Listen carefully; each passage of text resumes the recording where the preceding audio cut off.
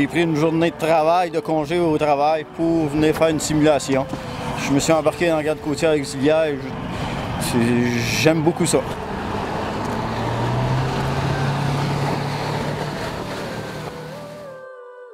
Une journée où j'ai rencontré mon commandant d'unité, il faisait du recrutement, puis il parlait de ses aventures. Les aventures me semblaient assez intéressantes. Alors, avec un peu de challenge, puis c'est ce qui m'a apporté à vouloir essayer puis faire un tour avec eux. Et puis à ce moment-là, j'ai décidé de me joindre à l'équipe. Je trouve vraiment qu'il y a une belle implication de la part de tous les gens.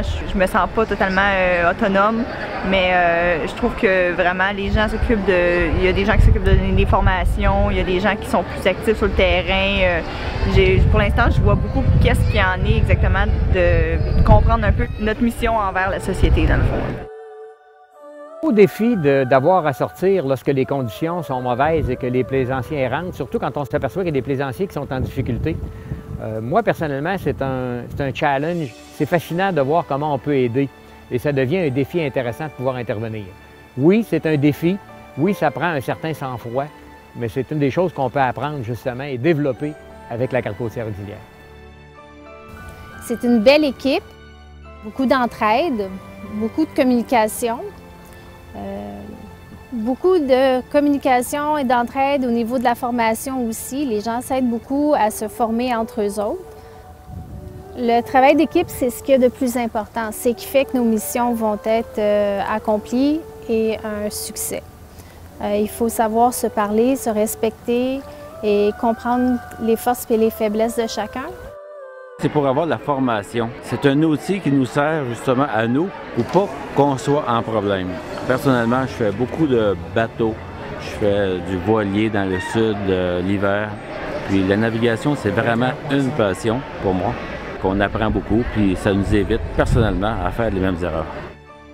La première réaction qu'on a, c'est un boost d'adrénaline, parce que, bon, on ne sait jamais dans quoi on va se retrouver. Il peut y avoir des blessés, il peut y avoir des vies en danger. Et quand on arrive sur les lieux, bien là, à ce moment-là, c'est le calme qui revient parce qu'il faut être calme, il faut évaluer la situation, prendre les bonnes décisions puis rester en sécurité. Et c'est ce que j'aime, c'est que je n'ai pas entendu lorsqu'on a fait la première formation, ça se finit là. C'est qu'on nous dit, il y a d'autres formations à venir, on va continuer, on va pratiquer, il y aura des formations théoriques, il y aura des formations pratiques. Et ce qui est très encourageant, c'est de voir comment les membres sont prêts à donner leur temps et aussi de parler de leurs expériences et nous les transférer, nous permettre d'évoluer aussi à un rythme beaucoup plus sécuritaire.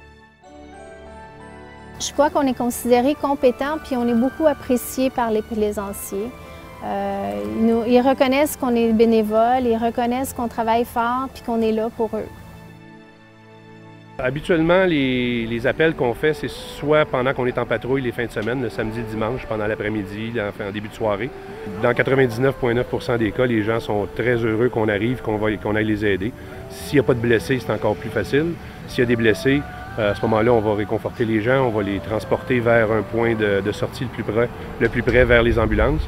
Mais habituellement, si c'est un cas où il n'y a pas de blessés, les gens sont très, très souriants, très contents. Et puis c'est ça qui est le plus valorisant là, dans notre travail qu'on fait. Je dirais qu'un gros pourcentage de notre travail est basé vraiment sur la prévention.